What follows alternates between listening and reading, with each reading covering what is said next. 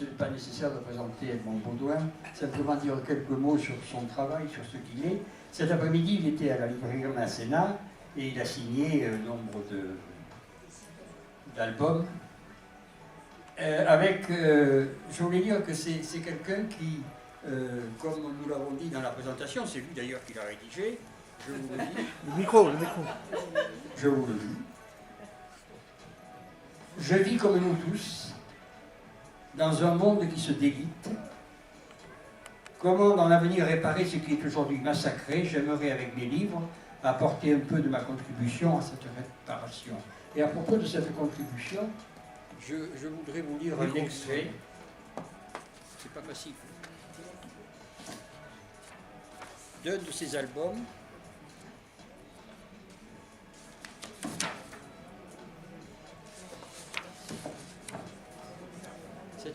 Cet album, c'est celui qui raconte, qui narre ce qui se passait il y a quelques années dans la Roya et qui continue à se passer à la Roya et à Ventimille.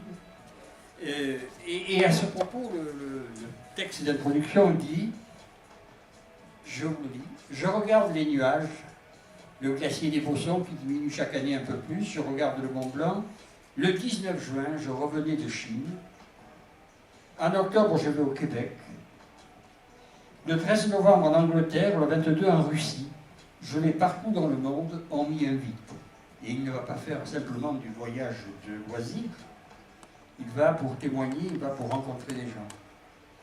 Et il ajoute, pourquoi pour moi c'est possible et pas pour un Afghan, un Soudanais, un Érythréen? Et ces quelques mots suffisent à présenter le personnage. Et maintenant, je vous laisse avec ce personnage.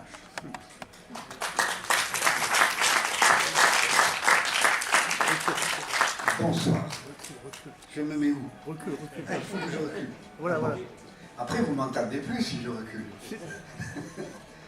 Eh bien, ça me fait drôle, là. Je suis à Nice et je revois des amis. C'est fou, je connais tout le monde. C'est extraordinaire. Bon, je vais vous raconter, vous allez voir le film. Je vais vous dire juste une anecdote par rapport à ce film. Je ne me souviens pas de quand il est sorti. Il y a quelques années déjà. Hein. Vous allez me voir plus jeune dans le film. Hein. Mais quand ce film est sorti, il est sorti en salle. Et il n'est pas passé à Nice. Alors, bon, voilà, le directeur d'une salle de cinéma, il a le droit de ne pas aimer un film, hein, c'est pas un problème. Donc je ne me dis pas, oh là là, je ne passe pas à Nice. Mais j'ai été invité par contre à Beau Soleil. Là, il y a une salle de cinéma qui passait le film. Et je faisais la tournée avec Laetitia Carton. C'est Laetitia Carton qui a fait le film. Et je faisais la tournée avec elle. Et je suis à Beau Soleil. Et là, au directeur de la salle, je dis quand même, c'est drôle, hein, ça passe le film que vous allez voir là. Il passe à Beau Soleil et il ne passe pas à Nice. Pourquoi? Est-ce que, voilà, à Nice, ils n'aiment pas? Il me dit, ah, tu sais pas. Je dis, non, je ne sais pas. Il me dit, eh bien, il devait passer, s'il passait, c'était, maintenant ça s'appelle Belmondo, ça s'appelait le Polytherme. Et il devait passer au Polytherme. Et Ciotti, à l'époque, c'était lui qui était aux finances du département, quelque chose comme ça. Je ne suis pas trop au courant, moi, des nomenclatures. Mais en tout cas, Ciotti avait dit, si vous passez ce film, vous n'aurez plus d'argent. Pourquoi je ne suis pas passé à Nice? Là, il passe à Nice, et il paraît que ça appartient à Ciotti aussi. Bon, alors, je sais pas. Il y a des trucs comme cela, un peu bizarres. Mais, parce qu'il pourrait l'interdire ce soir aussi. Mais donc, c'était interdit à l'époque voilà. Eh bien, C'est tout. Maintenant, vous allez voir le film et puis on en parle après. Puis peut-être qu'on ne parlera pas du film, on parlera d'aujourd'hui, de qu'est-ce que nous vivons aujourd'hui. Hein, peut-être, on verra. C'est en fonction de vous, de quelle manière vous voudriez qu'on discute après. Voilà.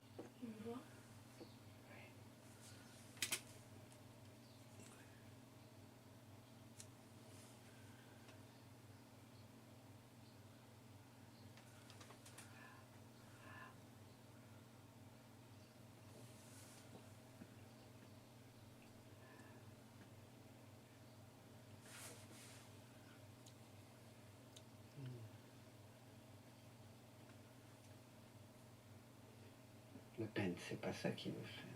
C'est pas si c'est bien foutu. Le peintre, c'est autre chose qu'il veut faire. C'est ce qu'il y a derrière. Et alors là, c'est rigolo parce qu'en même temps, elle fait en sorte, elle est derrière la caméra et elle essaye de faire en sorte que je la vois. Donc, on sent hein, d'ailleurs dans le dessin. L'attention, hein, comme si elle voulait regarder par-dessus. C'est elle qui veut regarder par-dessus, alors c'est moi qui fais le portrait. Elle est derrière la caméra. Cet homme au pinceau, c'est Baudouin. C'est son nom. Son prénom, c'est Edmond, mais il signe toujours ce livre Baudouin. Moi, je l'appelle Edmond. Il a 70 ans et il est auteur de bande dessinée. J'ai pas trop de difficultés à la trouver pour un truc rigolo. C'est qu'elle ressemble à mon frère petit, à Pierrot. J'ai rencontré Edmond il y a quelques années.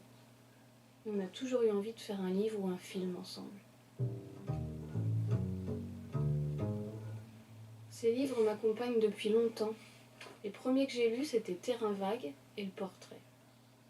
Je les ai découverts par hasard à la bibliothèque quand j'étais étudiante. J'ai tout de suite aimé son trait au pinceau. Et puis surtout sa manière de raconter des histoires, toutes morcelées. Je n'avais jamais lu de bande dessinée comme ça avant. C'était comme une nouvelle fenêtre qui s'ouvrait. Un nouveau possible.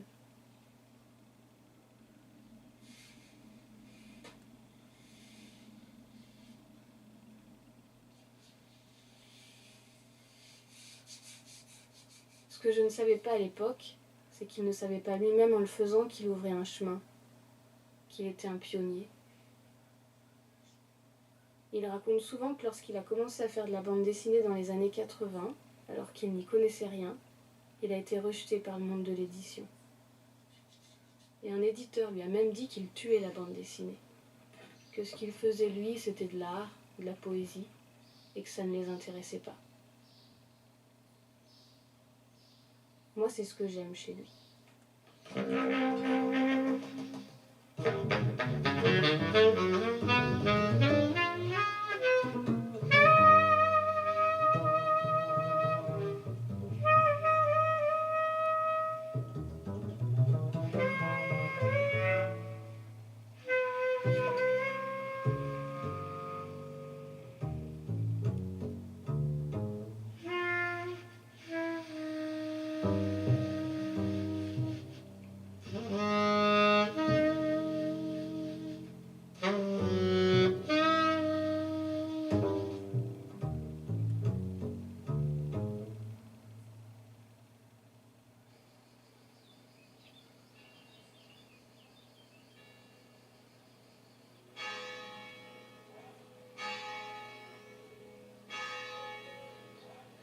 J'ai décidé de suivre Edmond seul avec ma caméra.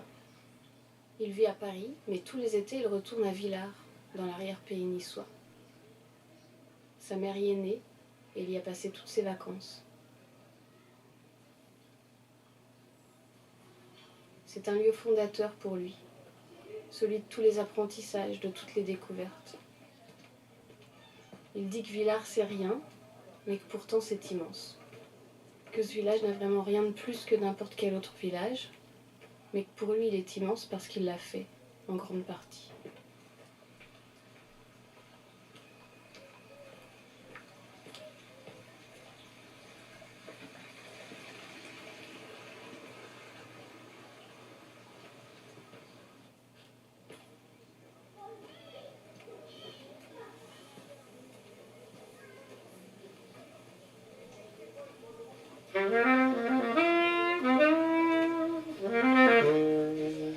Cet été, je suis une vedette.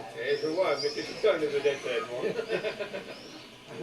Cet été, voilà, on fait un film sur ma pomme. Vraiment. Ma vie, mon œuvre.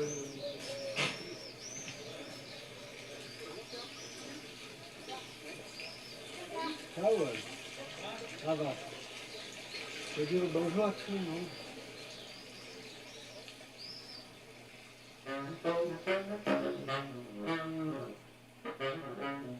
Edmond a beaucoup dessiné la place de son village et a raconté ce qui s'y jouait, surtout à l'adolescence.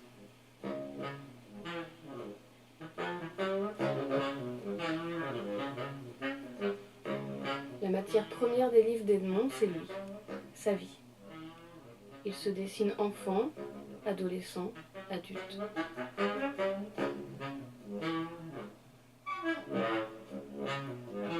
Il a été l'un des premiers à introduire l'autobiographie dans la bande dessinée il y a 30 ans. Je crois qu'il ne fait pas la différence entre ce qu'il vit et ses livres. Il se raconte sans cesse des histoires, romance sa vie, et fait de chaque moment quelque chose de dense qui puisse être raconté.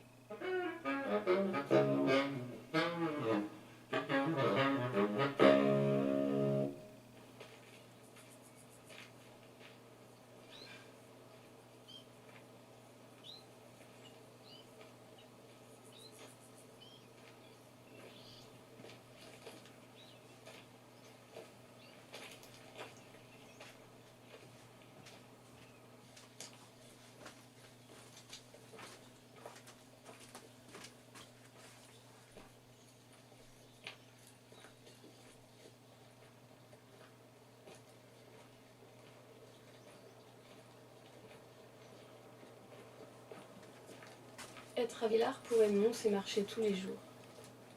Il arpente la montagne qui surplombe le village. Il en a fait un livre, Le chemin de Saint-Jean.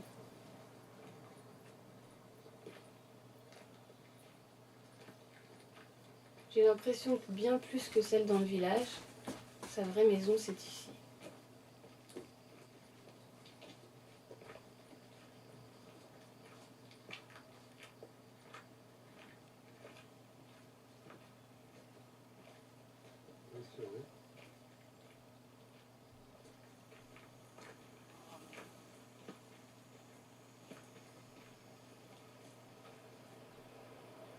En bas, on voit la rivière, l'Espignolle.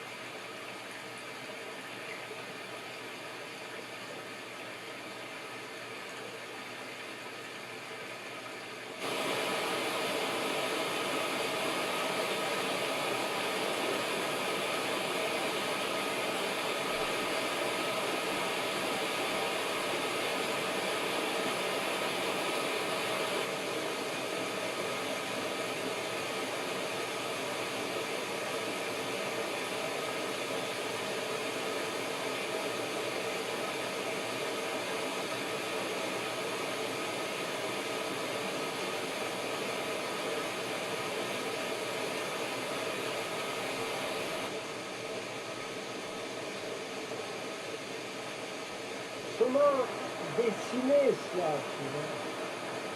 Je sais pas, est-ce qu'une caméra peut, est-ce que le cinéma peut rendre ce que moi je sens quand je suis là?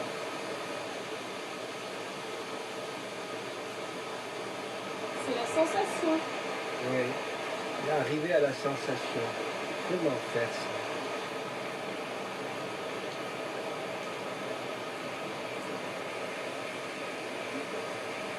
Est-ce que je fais ça, moi?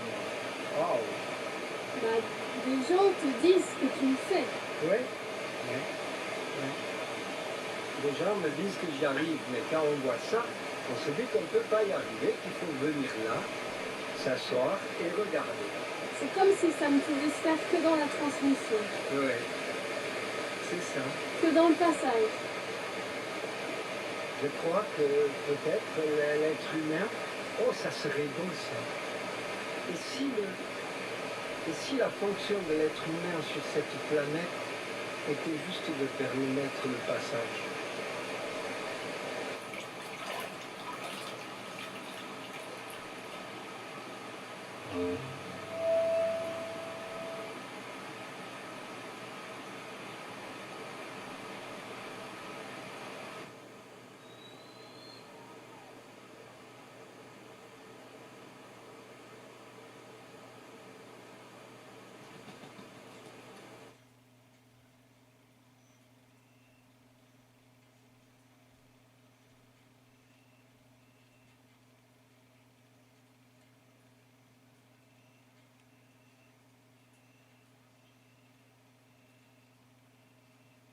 Jusqu'à 30 ans, j'étais comptable. 32 ans, 33 ans. J'ai tout quitté une fois pour faire du dessin. Pas pour faire de la bande dessinée, pour faire du dessin. Quand on a 30 ans, on a l'impression que la vie est déjà à moitié bouffée. Hein. Et puis je voulais pas mourir. Comptable. Voilà, c'est tout bête, il n'y a rien d'héroïque là-dedans. Je voulais dessiner, c'est tout. L'autre jour, tu me disais que tu étais étonné. Tout le monde te pose toujours cette question. Oui, ça a l'air fascinant pour la plupart des gens. Qu'on puisse, comme ça, je gagnais bien ma vie, j'étais cadre, et qu'on puisse tout laisser ça pour aller dans quelque chose d'inconnu comme le dessin. Mais moi, il y avait un truc énorme. Et ce truc énorme est quelque chose qui a fait toute ma vie, on peut dire. Moi, enfant, je rêvais de faire du dessin. Et je sais pas, comme si j'avais été blessé de voir autour de moi la possibilité d'abandonner les rêves de l'enfance, de l'adolescence, à se dire demain je vais faire ça, je vais faire ça. Il va y avoir un autre monde, on va être dans ce monde-là, on va le faire, c'est nous qui allons le faire. Et puis un jour, tu vois tes copains te dire oh non, ça va, allez, maintenant il faut être sérieux. Puis un jour, tu les vois se marier, puis il faut gagner la vie. Puis moi, j'ai fait ça aussi. Ouais. Eh bien, je me suis marié, et je gagnais bien ma vie, et j'avais des enfants, et tout ça. Seulement, voilà, c'était dans ma tête tout le temps. C'est une chose qui me fait un mal de chien, toujours. Quand je vois des jeunes gens, et j'en vois tout le temps, abandonner la vie. Mais j'aime tellement ce qu'avait dit Pasolini un jour de ça. Je le répète sans arrêt. Il devait avoir la même maladie que moi et la même souffrance que moi quand une fois il a dit à 16 ans, ce sont des idoles enchanteresses, pleines de vitalité, de poésie, de fragilité. Et puis, à 18 ans, il y a comme un brouillard qui est passé devant leurs yeux. Mais il leur reste à découvrir le plaisir de la chair et ça les rend encore vulnérables. Mais à 22 ans, les jeux sont faits. Ils se cachent derrière. C'est pas pour moi. Je suis incapable. Je ne vais pas y arriver. Et il ne leur reste plus que deux manières de se différencier les uns des autres, c'est ou la gaieté de l'ivrogne ou le sérieux du bigot. Bon, mais ça, c'est pour moi, c'est inadmissible.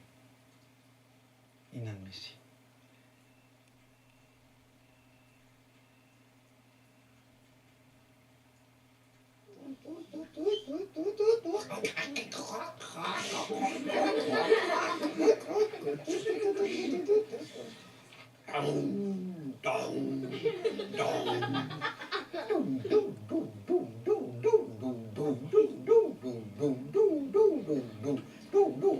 Là.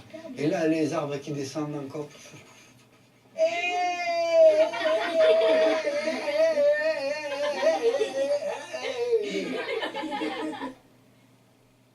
Si je fais l'horizon de la mer, toi, alors tu vas me dire, pour toi, dans ta tête, si tu vois ça, quel son ça fait? Si un autre veut me dire, il a le droit. Oui, allez toi. Ça fait. Voilà.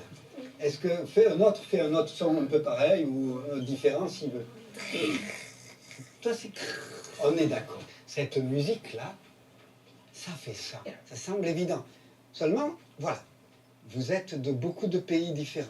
Et moi, je me suis promené en Chine. Et j'ai demandé à des petits Chinois. Je suis allé dans des classes en Chine. Et j'ai dit, quel son ça fait ça? Et ils m'ont fait les mêmes. Ils ne parlent pas comme nous, les Chinois. Et pourtant, ils ont fait...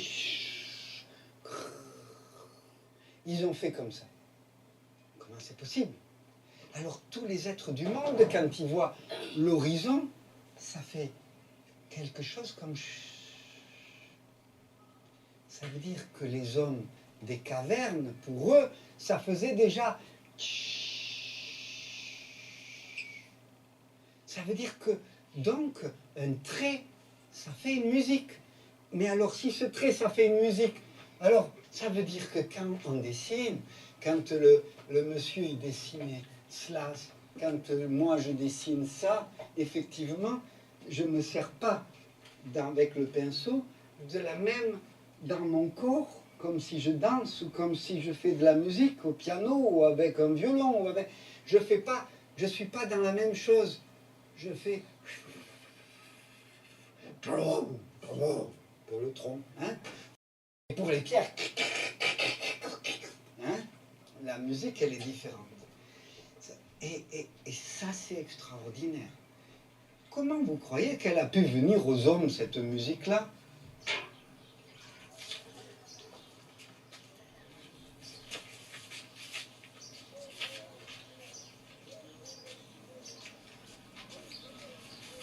Il faut que je vois la quantité d'eau que je mette en vérité. Donc, quand ça sort du truc, je pense qu'il faut que moi-même je danse un peu, quoi.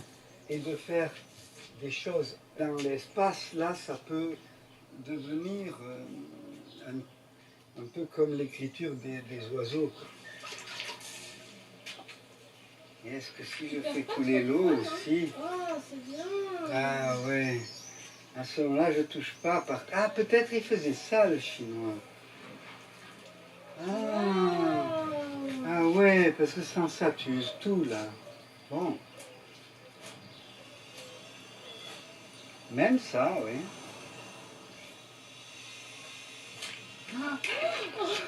Putain, j'ai tout pété. L'idée de dessiner avec des doigts, c'est génial. C'est génial. Tu sais, je te dis, j'ai vu ça en Chine avec, donc... T'as vu ça là-bas? Il ne le faisait pas. C'est le- Je l'ai acheté en France, mais Ah bon? c'est chinois. Ah oui, c'est chinois, d'accord. Et le bonhomme, le vieux mec, sur une surface cimentée plutôt, tu vois, plus blanche. Le bonhomme, il faisait la calligraphie, il écrivait. Quoi, je ne peux pas te dire. Oui, Hein. mais vraiment avec des... Mais tu vois, l'idée même de la calligraphie, c'est la trace. Et il n'avait pas fini la ligne que c'était effacé au début. Ce rapport c'est philosophique de la trace et de l'éphémère. Il paraît que les écrits restent, mais non. Et voilà, exactement. Tu vois, tu es devant le comble Ah oui, c'est l'Alpe chinois. Ouais, tout est pris en contre-pied, là, c'est Ah là, oui. impressionnant.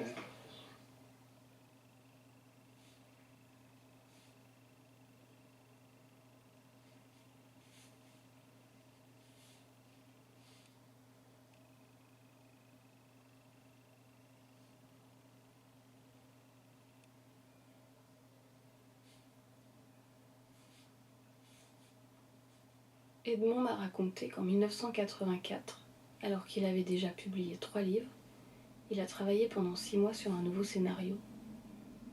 Il y racontait sa nouvelle vie avec Béatrice, qui lui avait fait découvrir la danse contemporaine, un autre monde et une liberté. J'avais Il découvert en avait fait un scénario qui disait leur façon de cette s'aimer, façon libre cette d'avoir façon libre d'avoir d'autres amours. d'autres amours et pourtant d'être dans l'amour de nous deux. Il habitait à Nice et il avait peint un rond, et il s'est caché dans le train avec son scénario sous le bras pour aller voir Robial, son éditeur chez Futuropolis à Paris, qui lui demande « Bon bah vas-y toi, dis-moi, qu'est-ce que tu veux faire ?» Et Baudouin lui raconte son scénario. Et quand il a fini, Robial lui dit « Tu fais chier, Baudouin, tu fais chier. Tu fais chier. Tu me Tu racontes me des racontes histoires et des moi les histoires. histoires, Et ça me les fait histoires, chier. ça me fait chier. Et je lui dis, mais qu'est-ce que je dois faire? Il me dit, c'est toi l'auteur. C'est toi qui vois. Mais qu'est-ce que je dois faire? Bah, tu me racontes pas d'histoire. Les histoires, c'est pour les cons. Il n'y a plus d'histoire. Tu n'as pas lu Blanchot? Et le lendemain, je suis reparti à Nice, sans payer le train encore. Et en me disant que la bande dessinée, c'était pas pour moi. Que j'allais abandonner.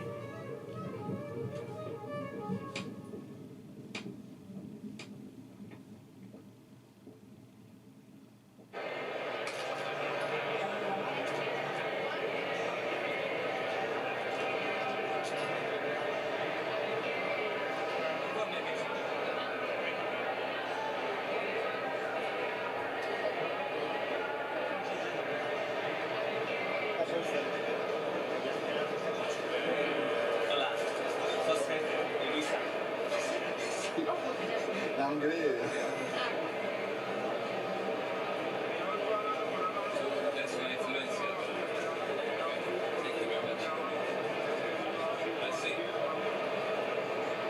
Nous sommes nés dans un pays, dans un endroit.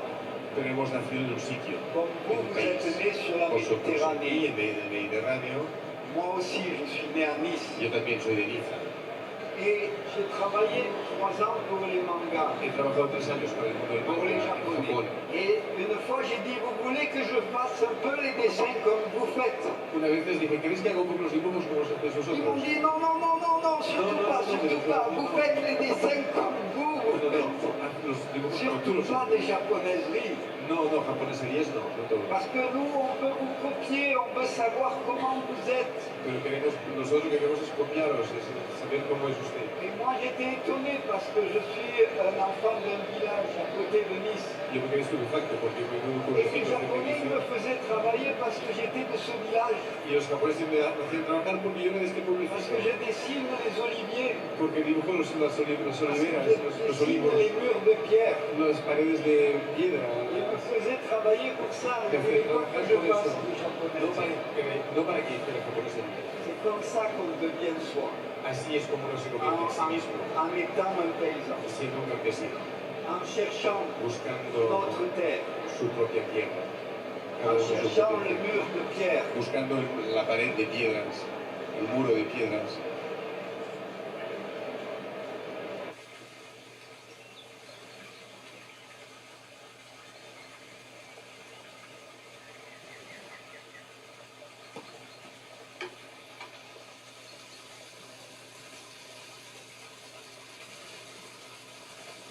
Jean-Jean vit seul dans la montagne, derrière Villars. Il est aussi silencieux qu'Edmond est bavard. Ça a toujours fasciné Edmond depuis leur enfance. Il pense que derrière ce silence, il y a comme un grand pays.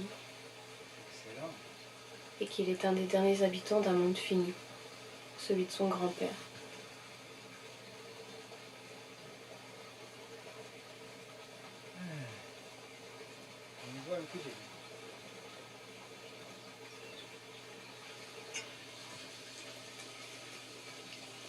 Guétal, Marie-Claire, tout ça, c'était tous mes copains. Ça. Ah ouais. Des années de... Vladimir, il est mort, lui, pour dire. De quoi? Overdose. Ouais.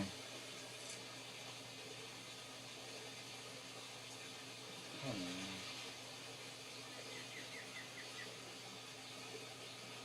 Comment apprendre tout ça? Regarde-moi encore une seconde. Ouais, c'est là qu'il y a la vie.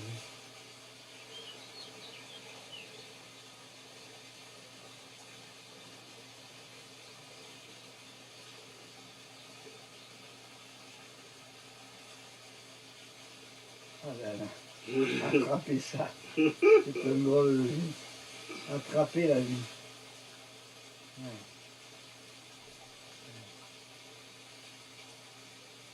Voilà.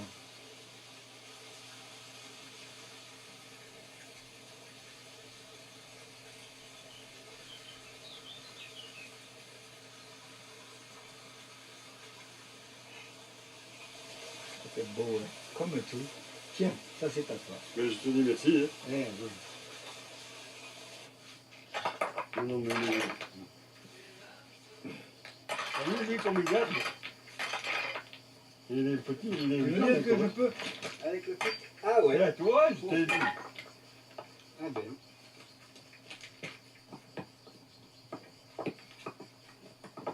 Voilà. Tiens, tu tapes un peu dessus. Ouais. Vas-y, vas-y, vas-y.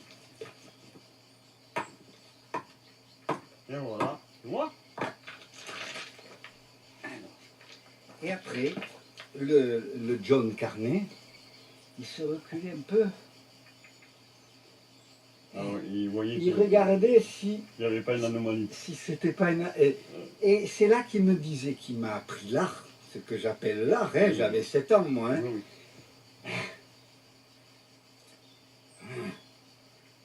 Pour que ça tienne, il faut que ce soit beau. Mm. Qu'à l'œil. Et lui, il comprenait rien à l'art. Hein. Lui, Oh. l'art, c'était pas son monde. Hein.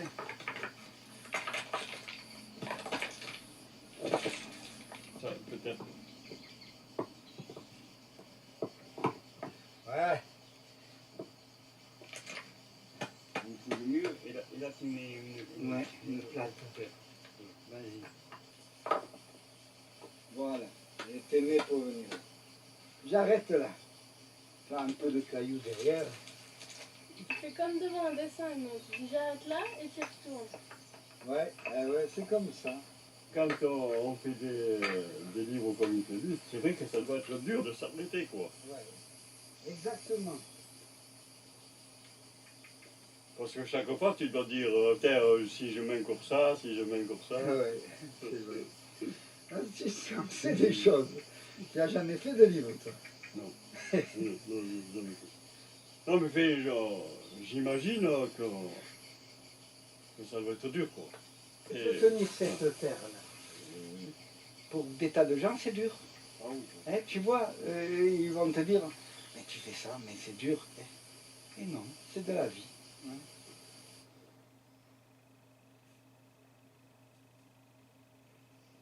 Est-ce que tu peux juste raconter, tu sais, la fois où tu as failli tout arrêter pour planter des pommes de terre quand tu es revenu chez ton éditeur?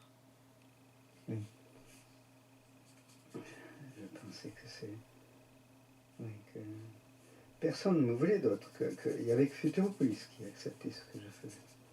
Donc, autant aller planter des pommes de terre, autant... Et puis, le temps passe. Jusqu'en juillet où il a des places pour aller voir Miles Davis au festival de jazz à Nice. Il vient là sur la scène avec une trompette rouge. Une trompette rouge. Je n'avais jamais vu, je n'imaginais pas qu'une trompette pouvait être en rouge. Et puis, il faut voir les sons qu'il y avait là. Mais c'était tout calme, c'était tout retenu, tout intérieur, tout. Sa trompette faisait des choses comme...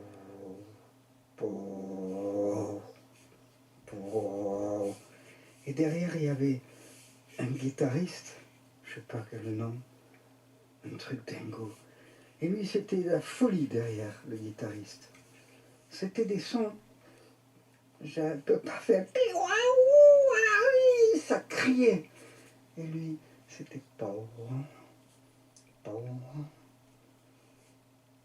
C'était comme s'il était venu des États-Unis juste jouer pour moi, quoi. Vraiment, on était peut-être 5000 là sur. Là, c'est idiot à dire, hein, c'est pas la révélation du Christ, mais la révélation de comment je dois faire, de qu'est-ce que je dois faire avec mes dessins, avec mon scénario, quoi.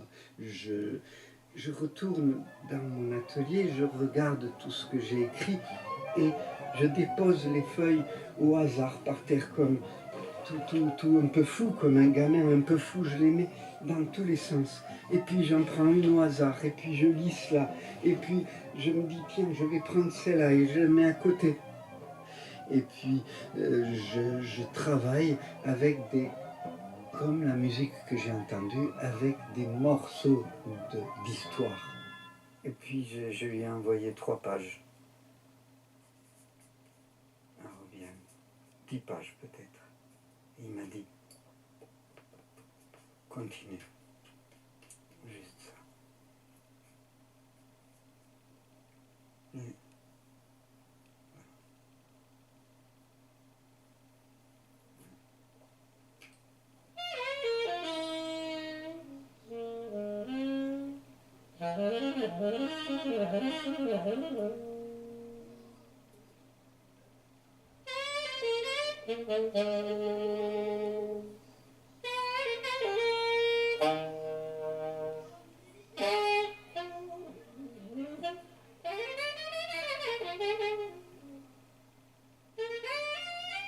Et Edmond est un éternel amoureux. Pour expliquer l'importance des femmes dans sa vie, il dit souvent qu'une fois sa mère l'a fait en 1942, qu'elle s'est bien appliquée, mais que c'était la guerre. Puis son petit frère Pierrot est arrivé à peine 18 mois plus tard, il a été très malade, et sa mère a eu beaucoup moins de temps à consacrer à Edmond. Et il a depuis le sentiment de ne pas avoir été complètement fini dans son enfance. Il raconte que c'est pour ça que plus tard beaucoup de femmes sont venues vers lui pour dégrossir et terminer le travail inachevé. Il dit aussi qu'elles aussi, elles se sont bien appliquées, mais que pourtant il y a encore beaucoup à faire.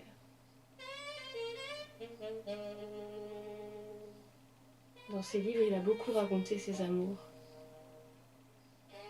Les femmes de sa vie sont toutes des personnages de ses livres. Il en a même écrit certains à 4 mains avec elles.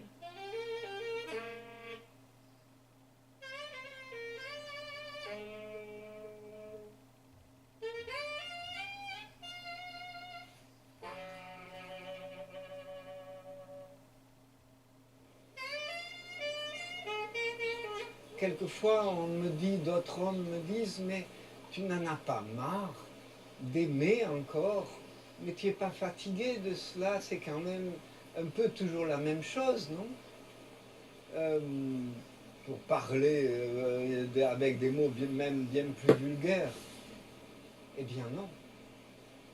Rencontrer un autre être humain, c'est un voyage, c'est un pays. Et puis c'est l'étrangeté absolue, c'est le pays le plus éloigné, la femme, pour moi. Son univers me booste, me donne le désir de faire, moi, de peindre, chercher à comprendre le pays, chercher à comprendre l'espace nouveau. C'est toujours aussi vaste, aussi étrange, aussi extraordinaire.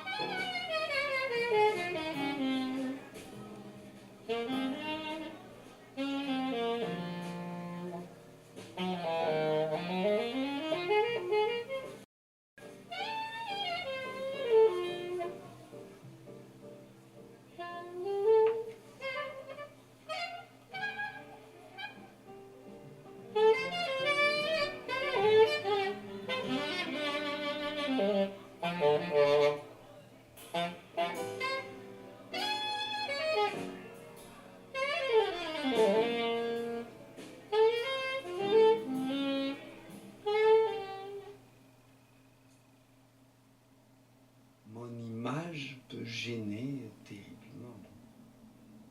Et ce que je vis peut gêner. Le fait que tu aies plusieurs amoureuses. C'était gênant. C'est ça qui gêne. C'est gênant, oui, ça ne va pas, ça ne se fait pas. Mais maintenant, bien sûr, en plus je suis vieux, c'est encore moins normal. Hein. Mais je veux dire, à 40 ans, c'était pas normal. Et un homme de 40 ans, je crois, c'est relativement jeune. C'est pas normal, c'était pas normal d'avoir 2 ou 3 amis. À 14 ans, ça me semblait déjà impossible d'aimer une seule femme toute ma vie. Alors, ça me semblait ridicule et ça me semblait un mensonge. Et je le disais déjà à mes amis, mais enfin, c'est pas possible. Il y a tellement de belles personnes, il y a tellement... pourquoi il y aurait un amour et puis un seul amour et que... Mais j'en veux... Mais en même temps, j'ai jamais fait de discours. Peut-être à 14 ans, on fait ces discours-là, mais depuis que j'ai 20 ans, je ne me suis jamais répandu à dire de quelle manière il fallait vivre, parce que je ne dis pas que je suis plus heureux que celui qui vit avec une seule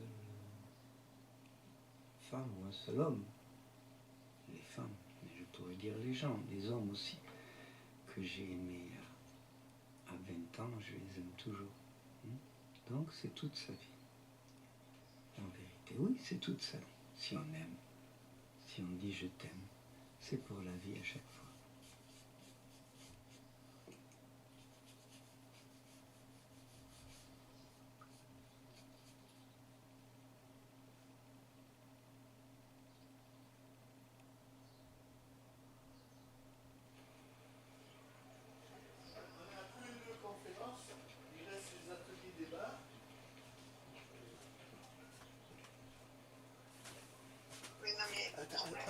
Attends.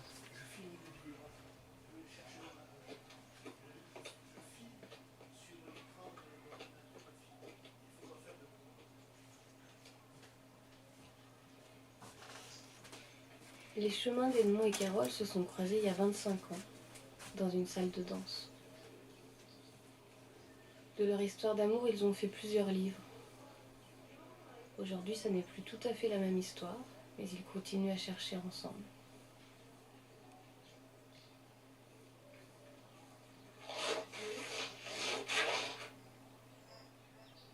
On peut se dire que c'est une structure comme plein d'autres possibles, mais déjà comme un petit haïku, la limité.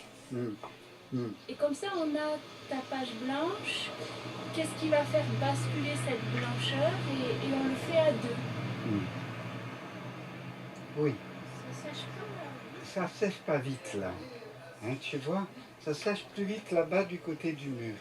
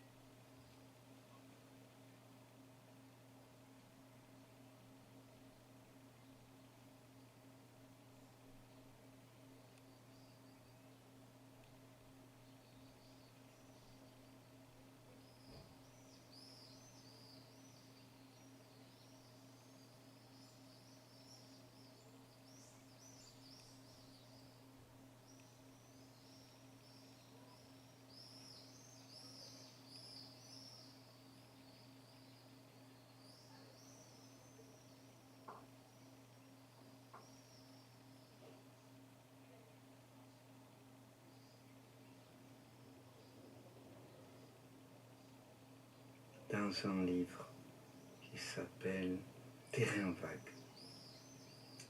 Je suis là et de là, du fond de la vallée, c'est là qu'arrivent les plus gros orages. De l'ouest là-bas. Tu vois le noir avancer, avancer, avancer, puis les montagnes disparaissent les unes après les autres. Puis quand celle où il y a les 3 pylônes a disparu, là le vent qui amène la pluie, tu sens là, la tempête, le dernier coup de vent, toutes les feuilles là. Et puis je me mets des habits, je me mets nu pour la sentir. Il y avait des éclairs partout, ça s'éclairait comme en pleine nuit. Tout d'un coup, le soleil effacé. La nuit, elle est tombée vraiment. Et j'étais nu et j'ai commencé à me masturber, Et quand c'est arrivé là, ça tombait comme les tuiles se soulevaient. C'était fantastique. Hein, cascade. Et j'ai éjaculé là.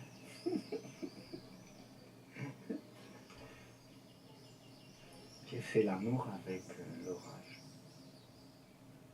Après, on se sent con. Hein. Après, je me sentais bête. Parce que quand même, merde.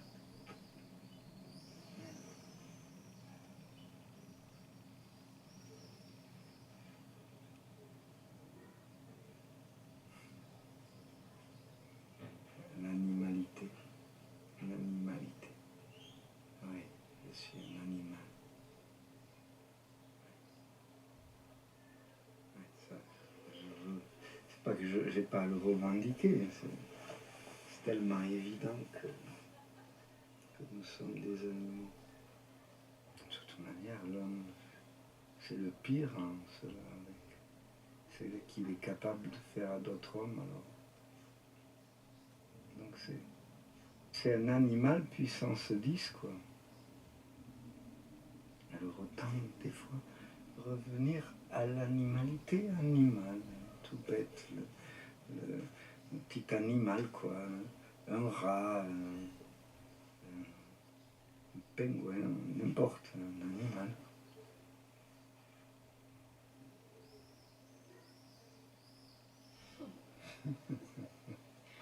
Non, pas un rat, merde, hein? Un cheval, oui.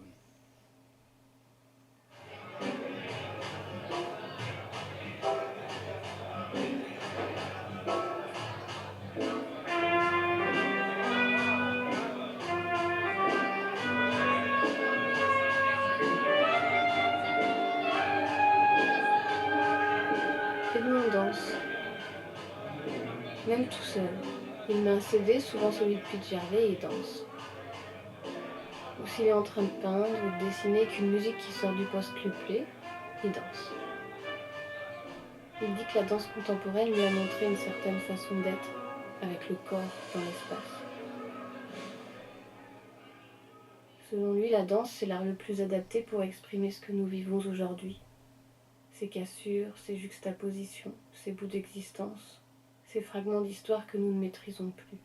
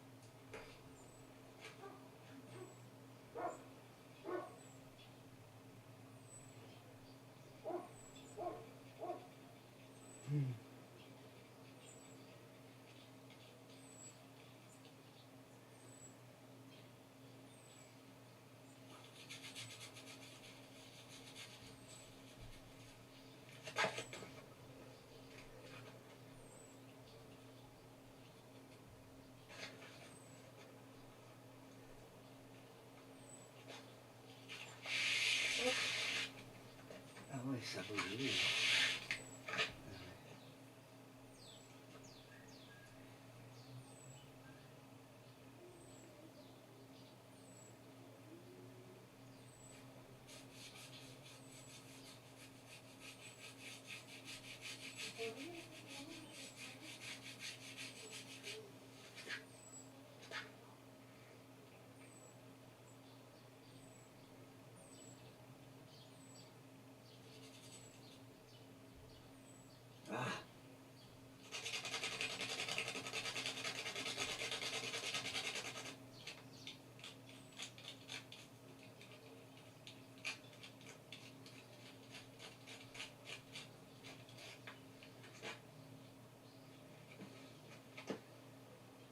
Peut-être que les gens qui font de la création sont des gens qui ont été interdits de vivre, qui sont déjà morts ou qui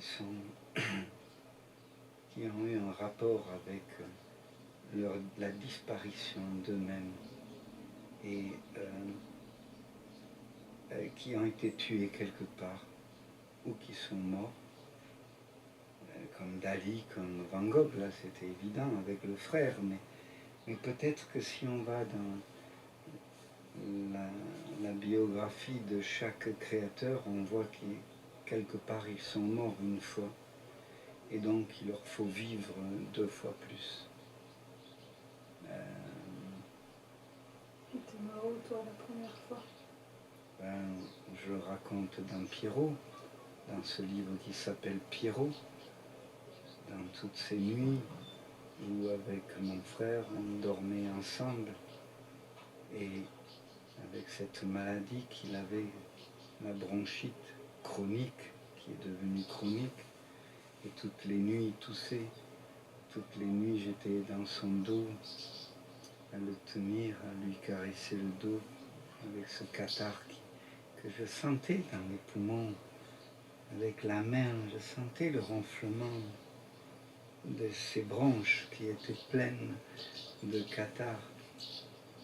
Et toutes ces nuits à lui dire, sans le lui dire, Pierrot, donne-moi ta maladie, moi je suis fort, je vais la tuer. Fais-la moi passer dans mes poumons à moi. Au bout de 5 ans, 6 ans, 7 ans, comme ça, tous les soirs, il y a quelque chose qui se délite de soi dans l'autre, ou quelque chose de l'autre qui vient en soi. Lui, il m'a donné une autre vie, un autre truc, mais enfin, il y a quelque chose avec la mort là qui est passé. Mais en tout cas, dans les créateurs, ils ont quelque chose à gagner avec la vie.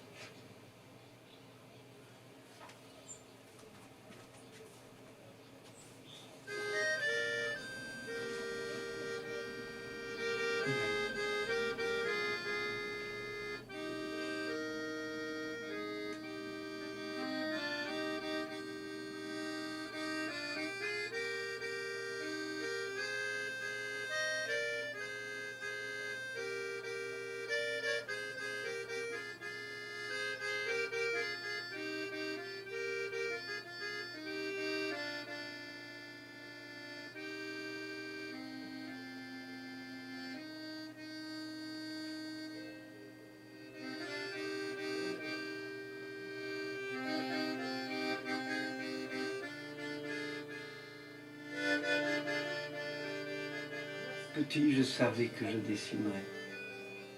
Oui. Je ne savais pas que j'allais faire des livres, mais je savais que j'allais dessiner. Oui. Je savais que j'allais passer ma vie à dessiner. Oui. Alors que j'ai fait comptable, hein.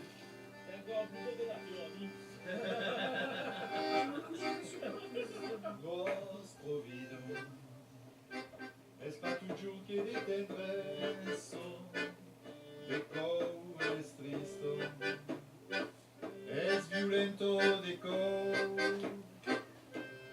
oh souvent l'univers ama caro, senza la sao, un amore taglié. Nostro vido, es pa causa tanta esito, l'avem perduto, senza la che compreso, su se pommier, sempre nos escapo, un mon blanc, un banastur trauta.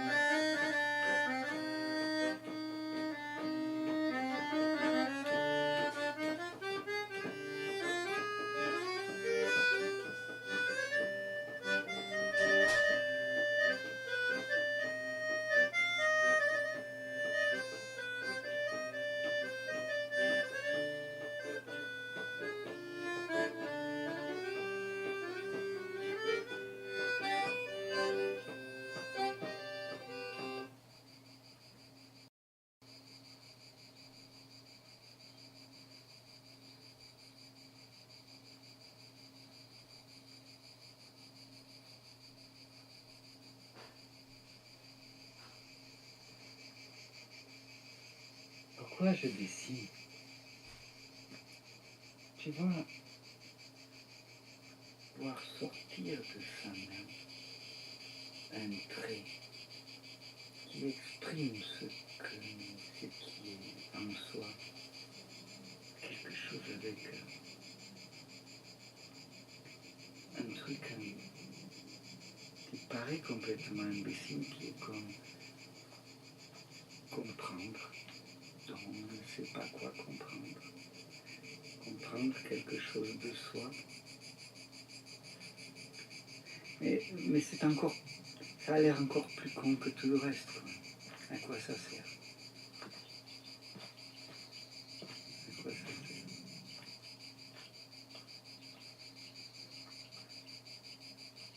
Le trait. Voir le trait. Qui avance. Putain, c'est bon là, c'est bon là. Là, c'est bon. Putain, ça merde, attends, putain, aïe, il faut tout que je recommence. C'est ça? C'est un bonheur extraordinaire pour soi. C'est quelque chose de fantastique.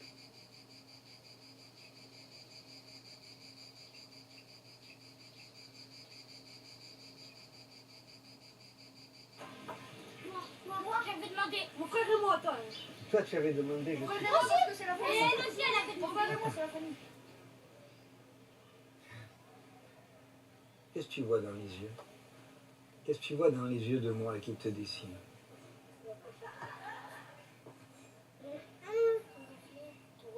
Mon reflet? Je ne sais pas. Voilà. Dans le portrait, un de ses livres, Edmond parlait de la difficulté à saisir la vie, à faire le portrait de l'autre. Comment mettre la vie sur du papier. C'est parce que je sais des choses avec mon pinceau que ça va te ressembler. On cherche à montrer l'essence des êtres, leur singularité, mais n'est-ce pas avant tout la part de nous qui est dans l'autre que l'on peint? Edmond pense qu'il y a en chacun de nous l'ensemble des êtres humains, Tout est dans tes yeux, toi. et que de toute façon, on ne fait toujours que des autoportraits. Attends. Voilà. Ici aussi, c'est noir. Elle est toute fine, ta bouche. Oh là là là là là là, que c'est fragile tout ça. Oh là là là là, tu me touches comme tu es fragile. Ta père, ta mère. Merci. Au revoir, merci. Au revoir. Au revoir. Au revoir. Non. Je vais dessiner ma soeur. Par contre, tu fais des beaux monstres. Ah, des monstres. Ouais.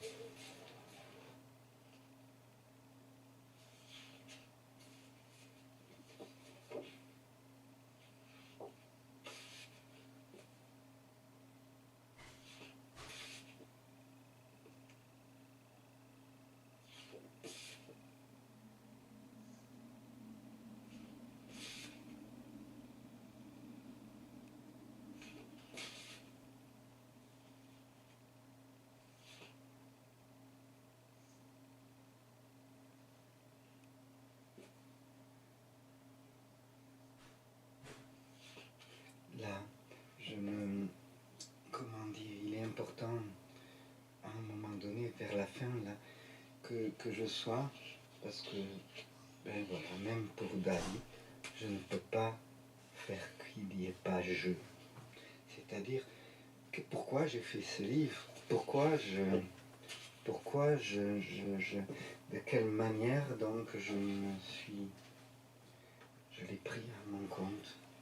Et donc, puisque là j'arrive vers la fin, il y a ce jeu.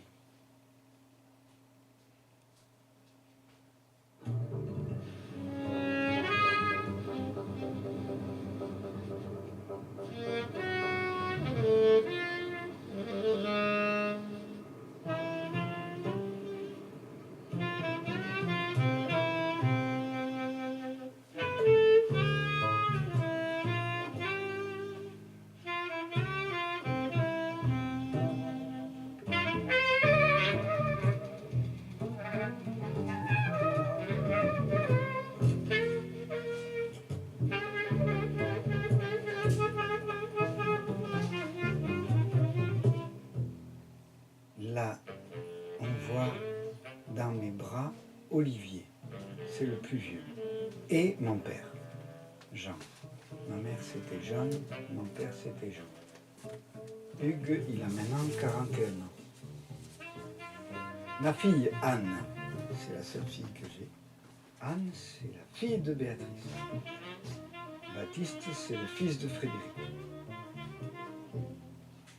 Tous ces enfants, ils n'ont pas la même maman ou le même papa, voilà. Hein? On va savoir, on va comprendre.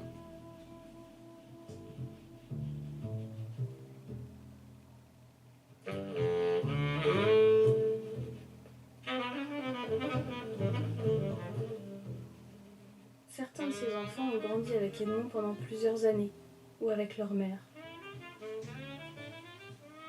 Il y a eu des partages, des allers-retours. Bien sûr, ça n'a pas toujours été simple. Edmond dit souvent qu'il vit les choses comme elles arrivent. C'est vrai. Et tout ce qu'il vit, il le prend, il le transforme, et le façonne pour toujours se raconter de belles histoires.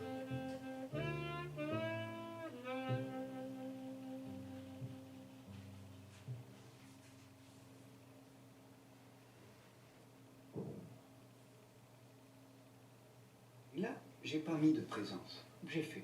Je vous montre.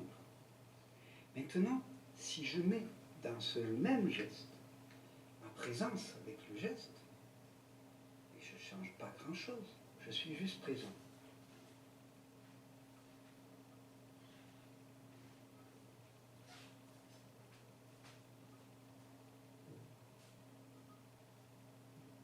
Vous voyez que tout est différent, hein? Donc, quand je fais un trait, je fais un trait comme ça, c'est rien. Mais si je fais un trait,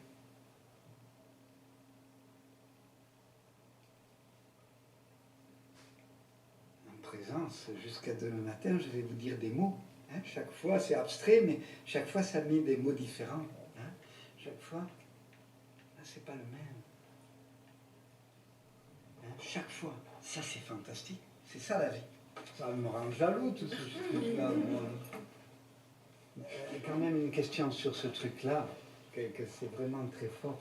Pourquoi tu n'as pas fait la tête? Mais c'est pas un reproche, hein, c'est juste savoir toi. Parce que je savais pas la faire. Merde. Remarque, je fais aussi souvent comme ça. Quand je ne sais pas, je mets un nuage, je mets un truc, une échelle qui passe devant, un machin, quoi. Et donc, tu vois, et là, c'est important ce que tu abordes là, mais ça pourrait être dans le discours d'après. On croit que l'on fait, que les artistes font les choses avec leur capacité, ce qu'ils savent, hein, je veux dire, alors que on fait la plupart de les plus grands, les grands peintres, les grandes choses qui ont été faites dans ce monde sont non pas avec notre force, mais avec notre faiblesse. Hein, tu vois? Pourquoi Cézanne, il a transformé la peinture comme ça? Pourquoi Cézanne est aussi important? Hein? Cézanne, il ne sait pas peindre, eh ben, il finit à force de peindre, à toucher à quelque chose qui va ouvrir des portes à plein d'autres peintres après, et à lui-même, tu vois.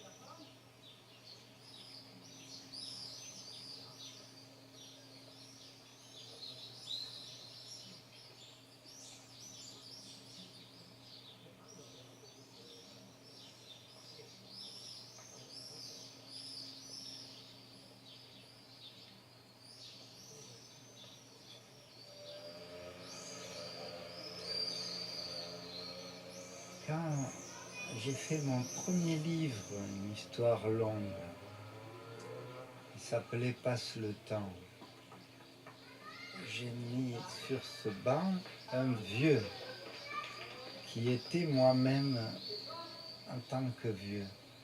Je l'ai mis sur ce banc et j'ai dessiné une autobiographie terrible puisque j'étais gamin, j'étais un homme et j'étais un vieillard.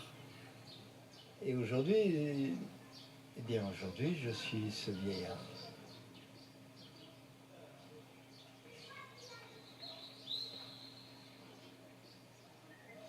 C'est vraiment passe le temps. Hein.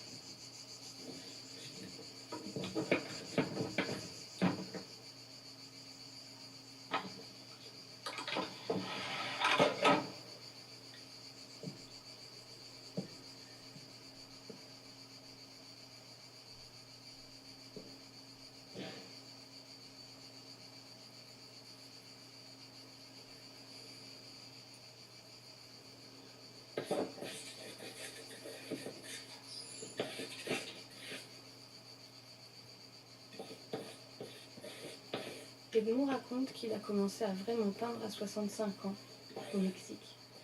Qu'avant, il n'avait jamais osé, qu'il mettait ça au-dessus de tout, de dire un truc avec une seule image.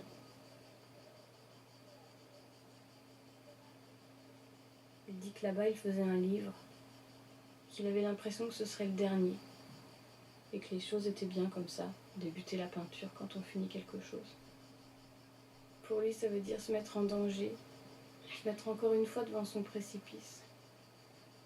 Il dit que c'est une chance, alors qu'on est vieux, et que devant le regard va jusqu'à l'horizon de la fin.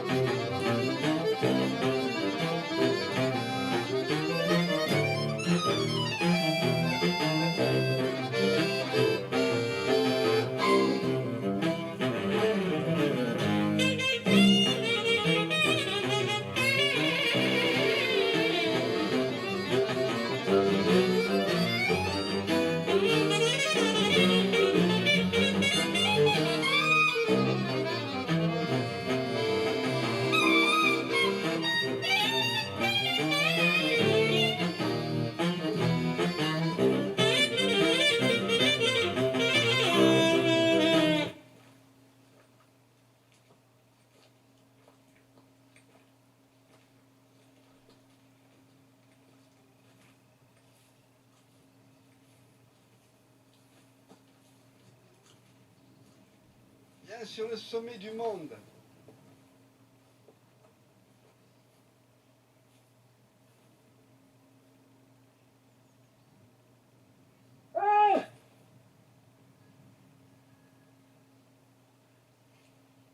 C'est joli.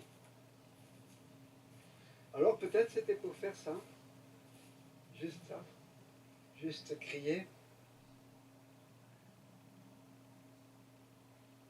J'ai dit que je criais comme les loups. Quelque chose comme ça. Mais là, tu m'intimides. Oh!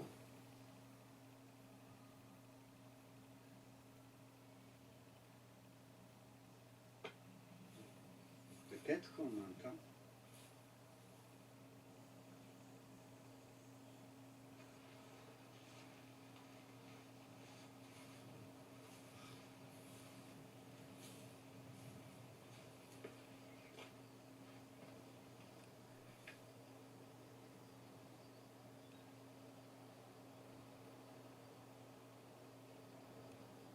Ma mère, quand elle a perdu sa tête, elle était dans un village, là, un peu plus loin, par la maladie de Alzheimer ou d'autres choses, ou la vieillesse. Je l'amenais, je poussais sa chaise roulante jusque sous un olivier, puis je lui chantais Grand Saint-Jean. Et c'était la seule chose avec une autre chanson que son père chantait tellement. Le petit, oh, je ne sais pas dire, tiens, ça ne me revient pas. Un petit chien dans la vitrine, wow, wow, dans la vitrine, wow, wow. Eh bien, ma mère, le petit chien dans la vitrine, c'est intelligent comme chanson. Et Grand Saint-Jean, c'est les dernières choses qui faisaient que un truc s'éveillait en elle, de loin, loin, loin, et qu'elle me regardait comme si elle comprenait ce que je disais, et même elle souriait. Et quelquefois, elle tapait un peu des mains comme ça. Alors là, il me venait les larmes aux yeux. Je dansais devant elle, en chantant Grand Saint-Jean et un petit chien dans la vitrine, et elle me regardait, et puis il y avait quelque chose qui s'éveillait, et elle faisait comme ça. Tu vois, les chansons, ça sert à quelque chose. Même les plus cons. Alors peut-être que quand je viens là, j'entends tout ça. C'est compliqué à séparer.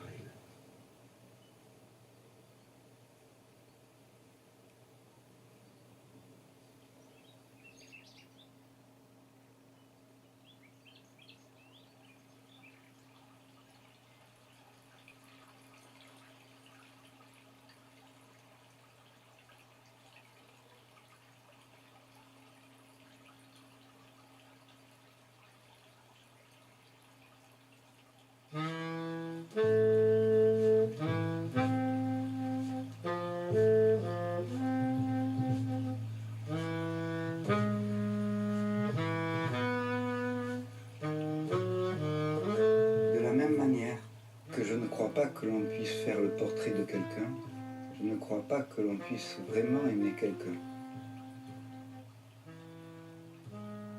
Si nous étions vraiment honnêtes, il nous faudrait dire « tu me fais m'aimer ». C'est déjà beau si l'autre fait que l'on puisse s'aimer. Il y a toujours un mur infranchissable entre l'autre et soi. J'ai connu cette expérience avec ma mère à la fin de sa vie. Je le voyais bien, je la dessinais et je la scrutais comme personne. Mais je ne pouvais que demeurer à l'extérieur et je restais impuissant. On a beau burser, mettre notre front contre le front de l'autre, il y aura toujours 4 centimètres entre notre cerveau et celui de la personne à qui on dit « je t'aime ». 4 petits centimètres, grands comme des kilomètres. Mais alors comment approcher l'autre? Peut-être en allant au plus profond de soi, en écrivant, en dessinant, en faisant de la musique, en faisant un film.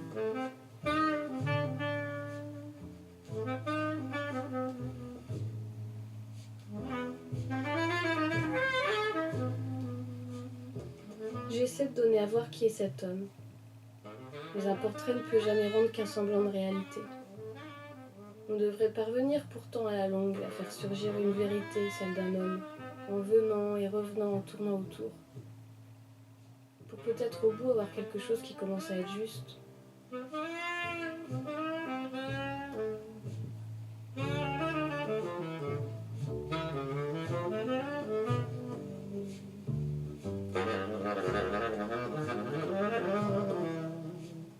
Edmond pense que le dessin apprend que de toute façon on ne peut pas réussir, que c'est impossible.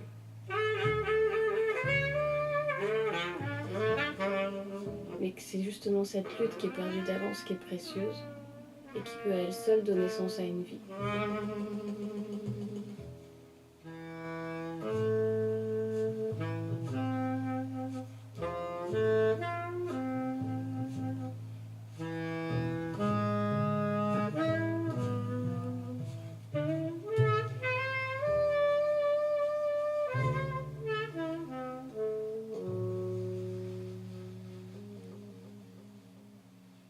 Je suis simplement un homme qui va aussi disparaître une fois et qui cherche sa note. Après, c'est pas à l'humanité. Regarde Jean-Jean, si on revient à Jean-Jean, il en laisse autant que ce que j'en laisse, peut-être autrement. Autrement, c'est compliqué là. Allez, oui, je laisse des livres et lui non. Ben, qu'est-ce qu'on c'est pas là le truc, c'est pas là. Un enfant qui rencontre Jean-Jean peut devenir Picasso. C'est pas là le truc. Donc, et à ce moment-là, le Picasso qui est le Picasso futur qui aura rencontré Jean-Jean, dans quelle mesure c'est pas Jean-Jean qui l'a fait. Enfin, on n'en sort pas. C'est très très compliqué. C'est l'humanité, c'est les notes de musique de l'humanité. Il n'y a pas de plus et de moins là-dedans. Il y a des êtres humains. Il n'y a pas de plus et de moins. Il n'y a pas quelqu'un qui a fait quelque chose de plus que l'autre. Mais aller au bout de sa note de musique, ça c'est important. Vraiment. Allez, vas-y, coupe, arrête, fini.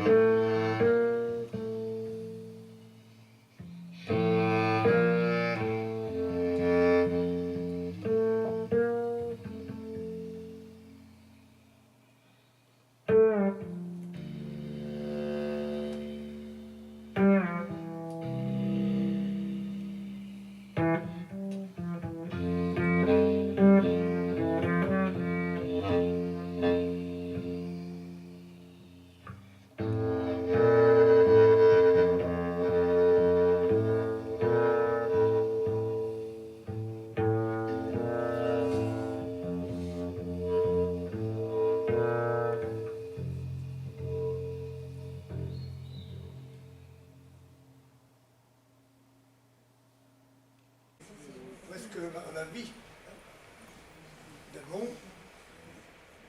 S'il y a des questions qui vous intéressent à poser. Vous voyez, ça s'est passé il y a 15 ans, ça. Profiter d'un artiste qui est là présent, il faut profiter.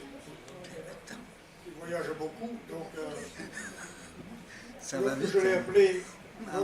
appelé, je l'ai contacté pour se mettre d'accord pour les vols, pour le déplacement. Il était à Paris, il était en prison. Oh! Surpris. En fait, il était à la prison de Manon, il donnait des cours de dessin aux prisonniers. C'est ça, je me trompe. Oui. Il a le micro. Oui. Le micro. Attends un peu. Qu'est-ce que tu disais là? Parce que je pensais à vous. Je là, disais que lorsque je t'ai contacté, tu allais en prison. Ah, et j'étais en j'allais en prison, oui. Je vais en prison souvent, oui. À Melun, c'est à Melun, ouais. Voilà, on fait danser. Enfin, c'est pas moi qui fais danser. Je suis avec des danseuses qui font danser les détenus. Et moi, je les dessine. Tu as fait Draguignan aussi. Oh oui, beaucoup de prisons. Oui, je vais pas souvent, mais ça m'arrive de... C'était mieux avec les élèves de Bon Voyage ou les prisonniers? Ah, c'est mieux les enfants des écoles, oui. Mais c'est compliqué. Je ne sais pas si c'est... Qu'est-ce que c'est qui est mieux? Je ne sais pas. Ces gens-là, ils ont fait des choses. Je ne sais pas ce qu'ils ont fait. On ne le sait pas. On le voit, on est avec eux. Je n'ai pas idée. Mais en tout cas, c'est des êtres humains. Alors, il y a des questions? On va rester là. Ah oui. Sans ça, si je me mets à parler, demain matin, on est encore là.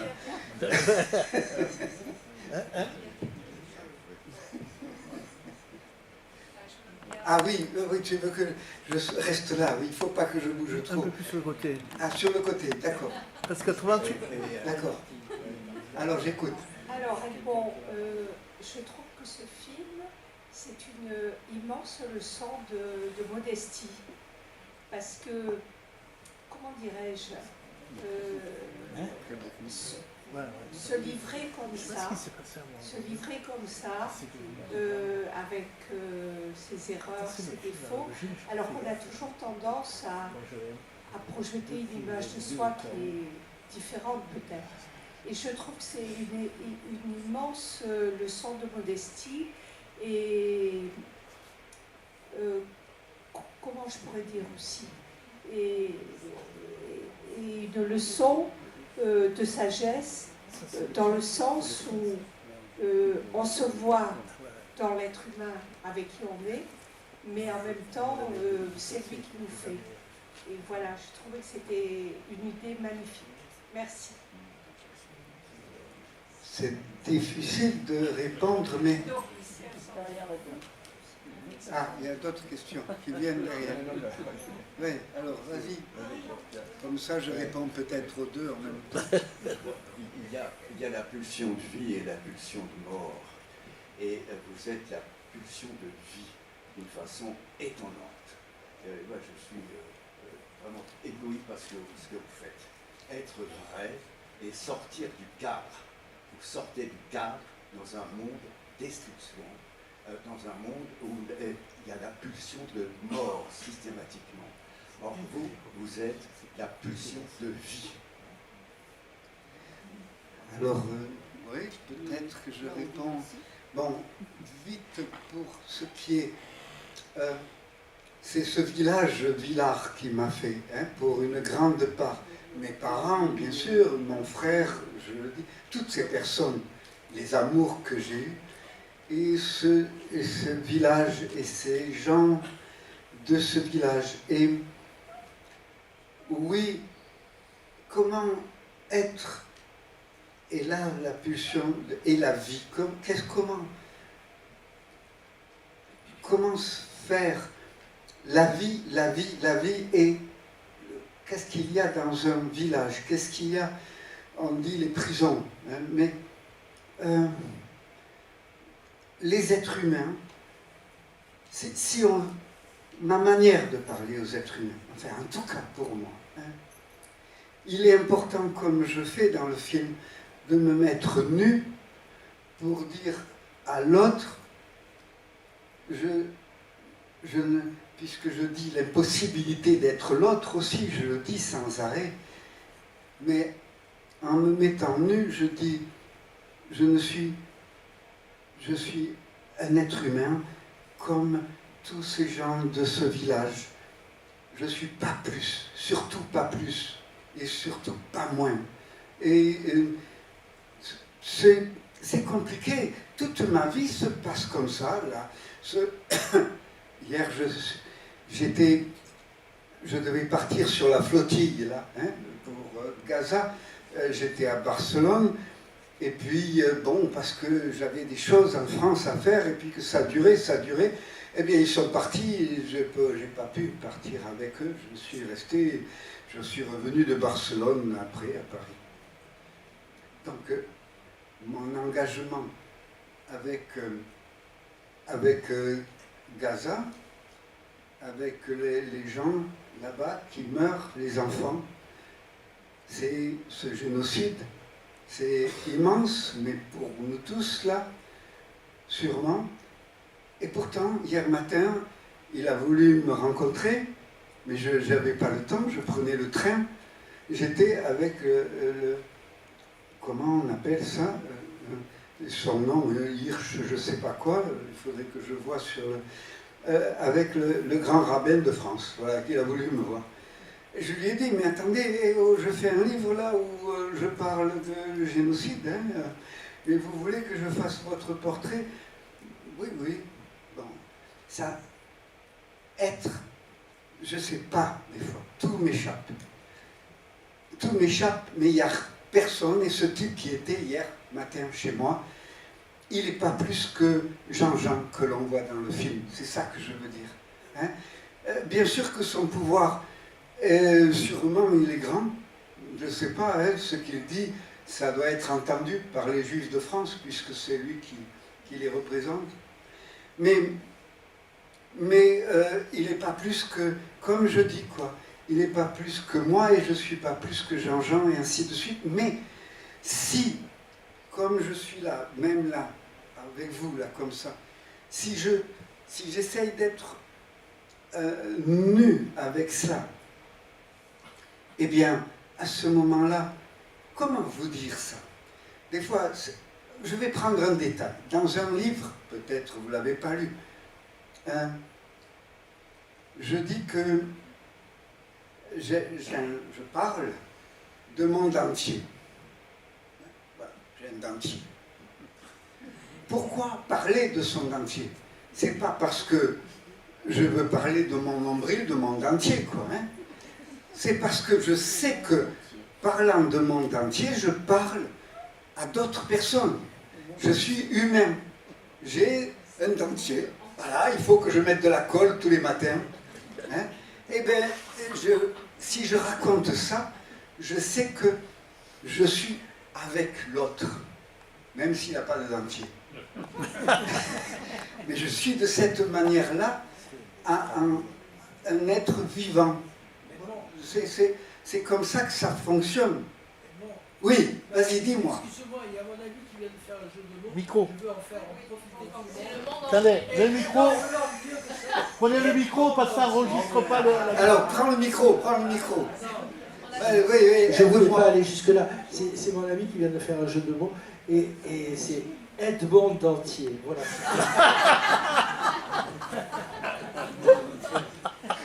Eh bien, je le prends. Non, mais donc, voilà.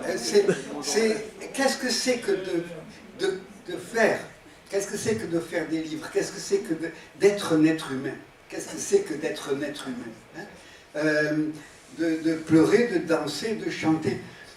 Entre ce qui s'est passé là dans le film et aujourd'hui, on a l'impression qu'on n'est plus dans le même monde.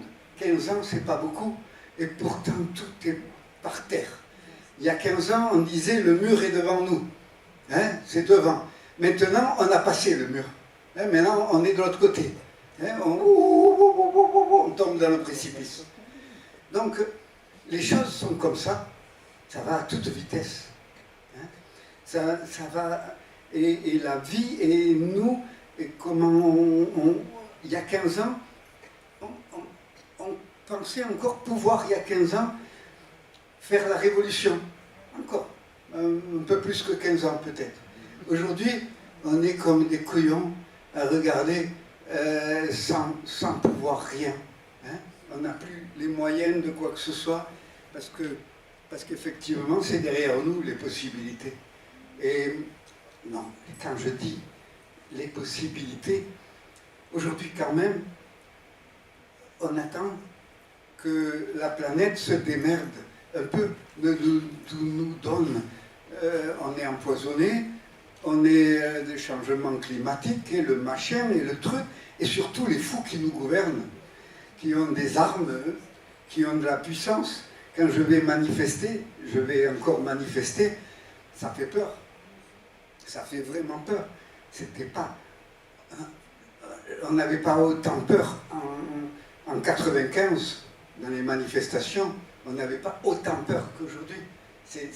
On est devant des espèces de grenouilles, là, de crapauds là, qui sont impossibles à toucher. Et quand on voit le monde, eh bien c'est pareil. Alors on se dit, eh bien, qu'est-ce que c'est qui va nous aider?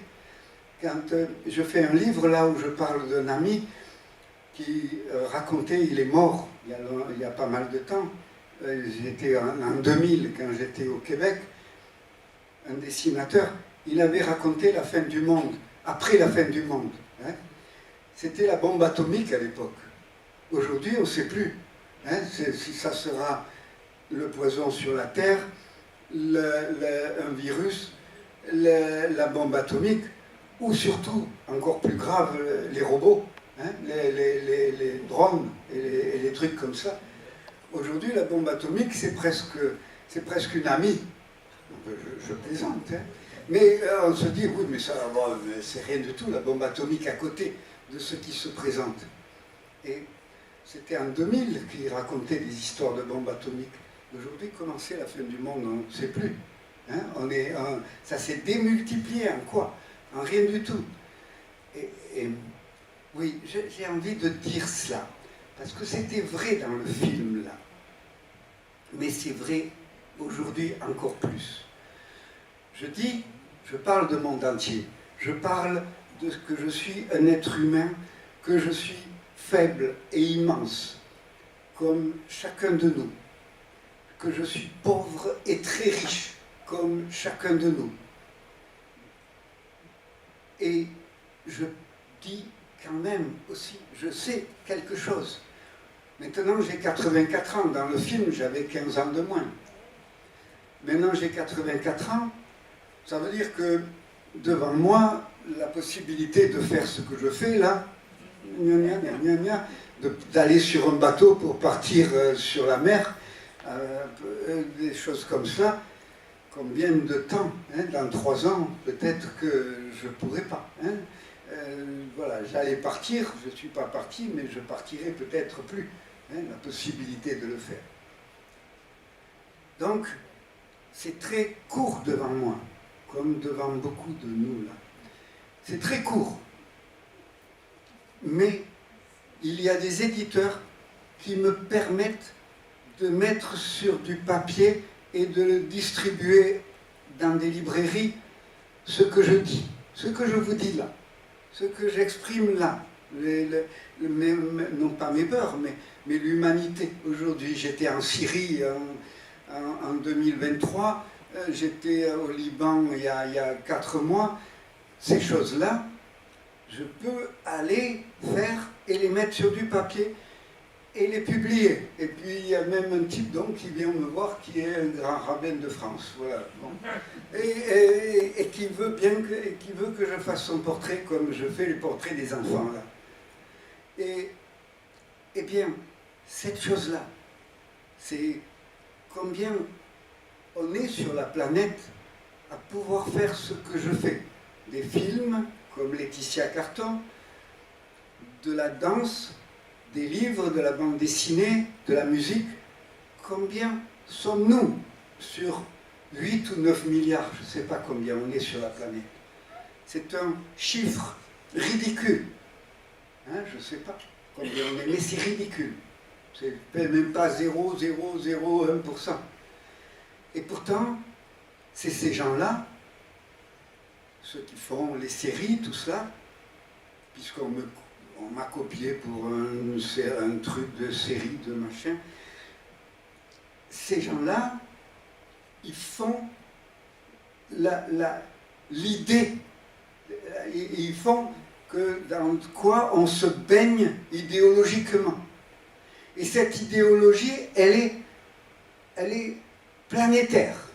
Il n'y en a qu'une d'idéologie. Hein. C'est celle de nos langues anglaises, françaises, allemandes, italiennes, hein, qui est la même, hein, qui est née il y a 9000 ans sur l'Euphrate et qui a fait les 3 religions et puis qui est partie dans le monde entier, et le capitalisme et tout ça. C'est une idée, comment sortir de cela, comment échapper à ça, comment faire quand je suis devant, on me permet, on me publie, et je ne suis pas le seul comme ça à me poser cette question dans les créateurs d'aujourd'hui et d'hier, comment ne pas être dans la pensée générale, dans quelque chose qui est un Inuit. J'étais chez les Inuits là tout à l'heure, j'ai été il y a 3 ans, 4 ans dans le Grand Nord. Hein.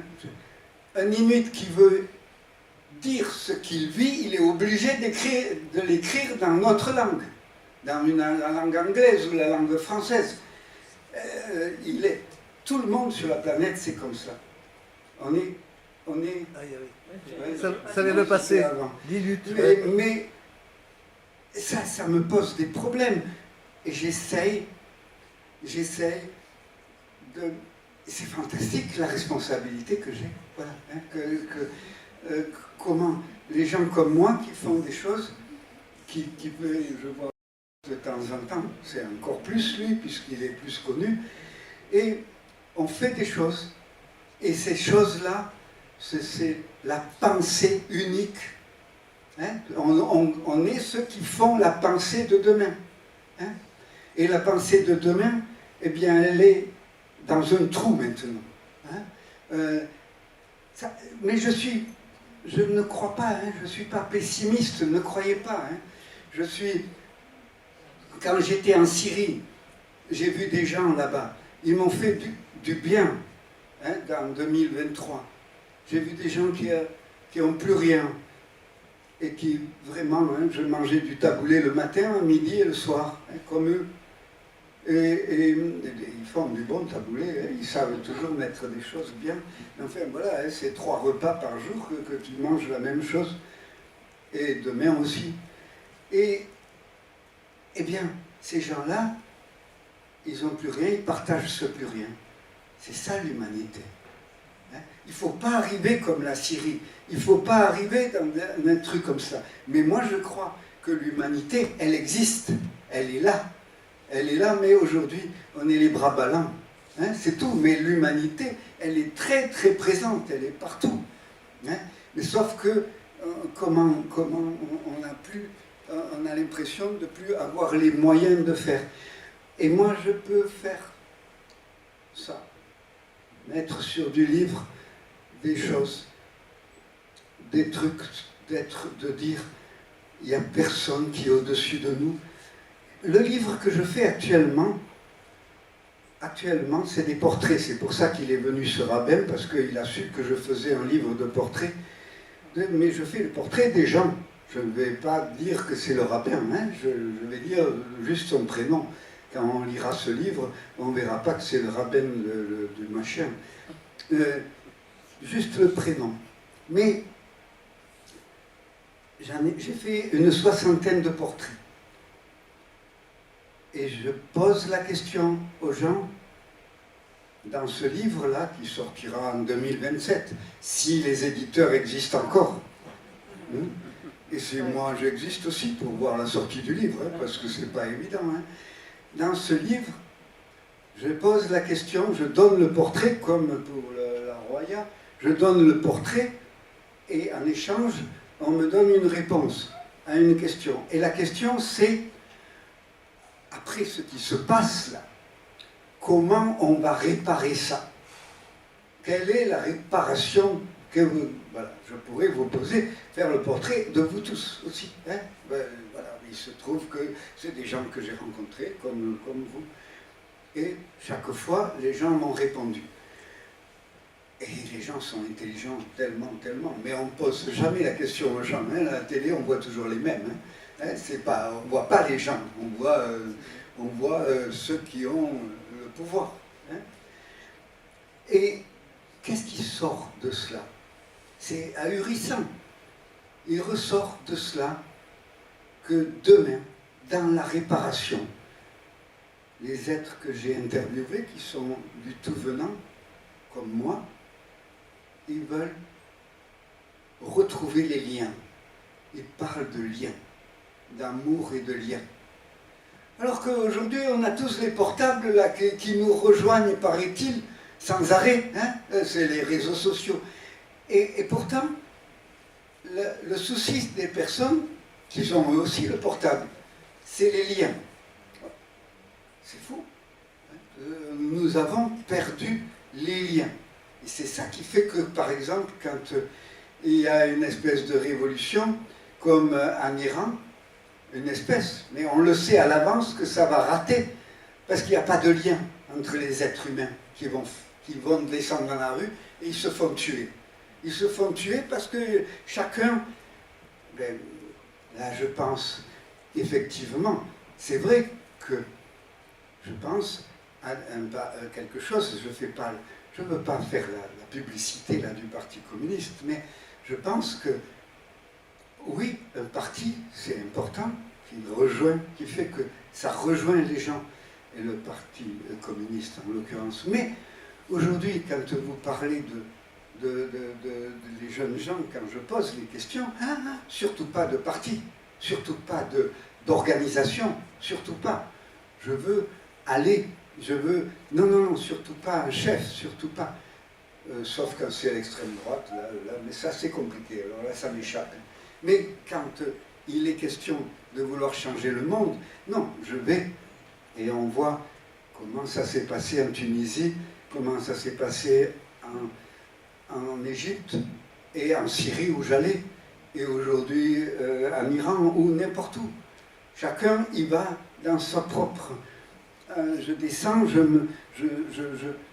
c'est là que je suis pessimiste dans le sens qu'il n'y a plus de lien, qu'il n'y a plus de quelque chose qui unit pour non pas une idée imbécile, non pas une idée dogmatique, mais quelque chose ensemble, on veut quelque chose ensemble, et même dans les prochaines élections, je vois comment chacun il part dans son coin, hein, et comment on ne veut pas être un peu ensemble, hein, que ça serait possible.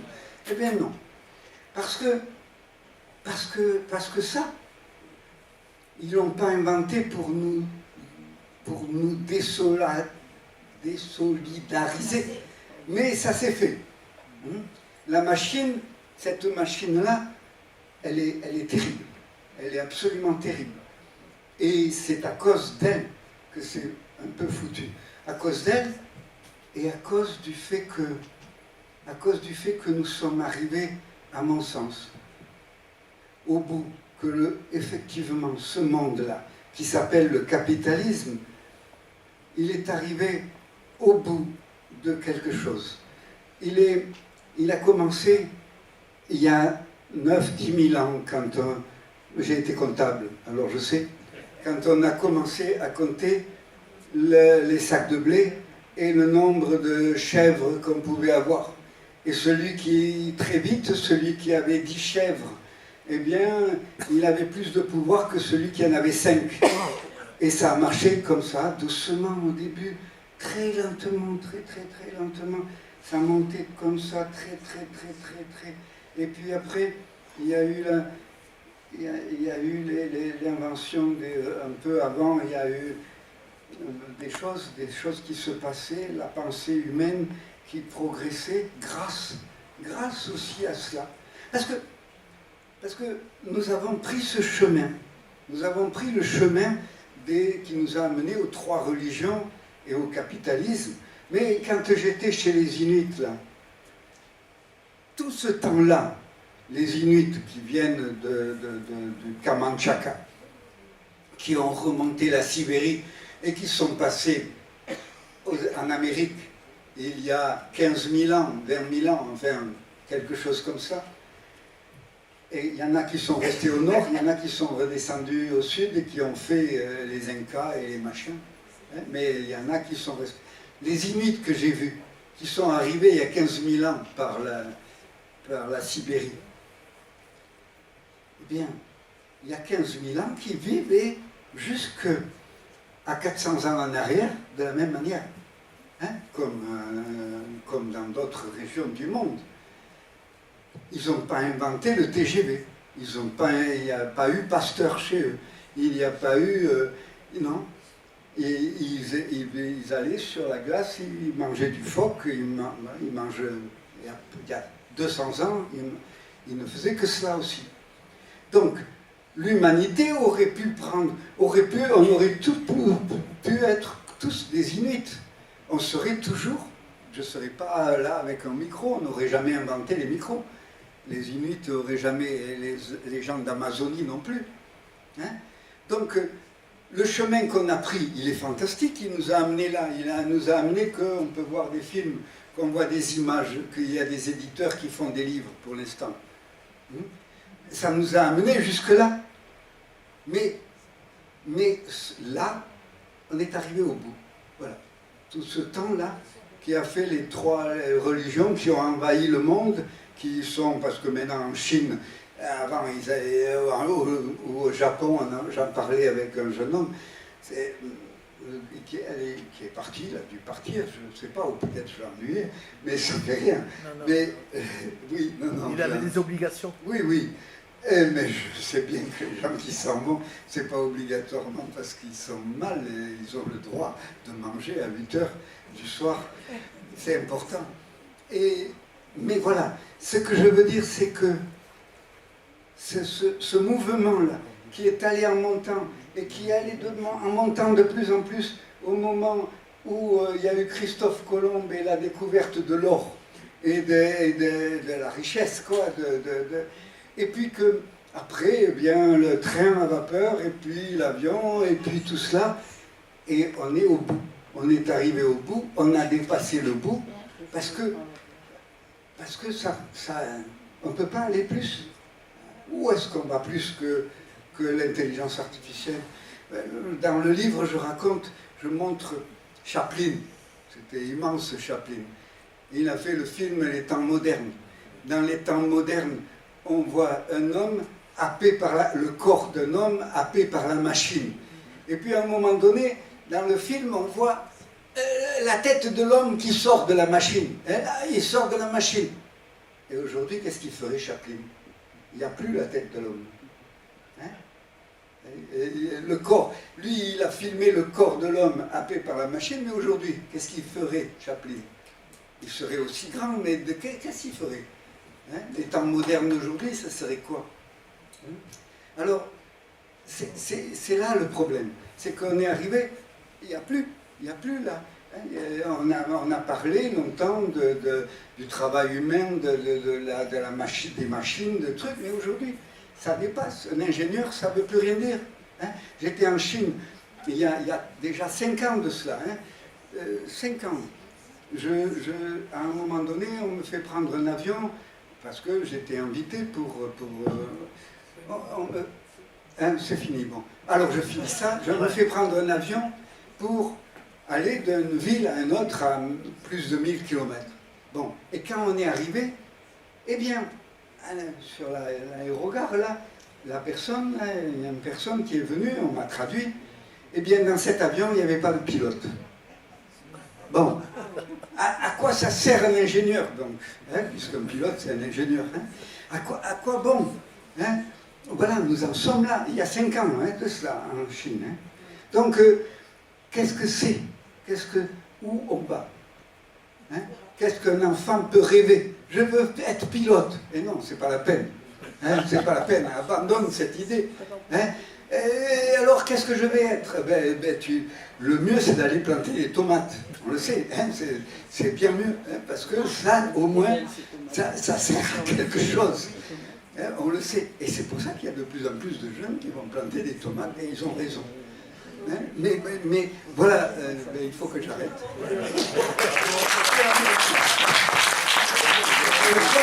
C'est brouillon, hein, comme je dis.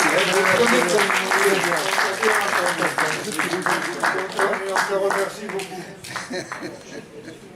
Voilà, bien, la séance se termine. Je m'excuse, j'ai répondu qu'à 2 questions. On vous donne rendez-vous en septembre.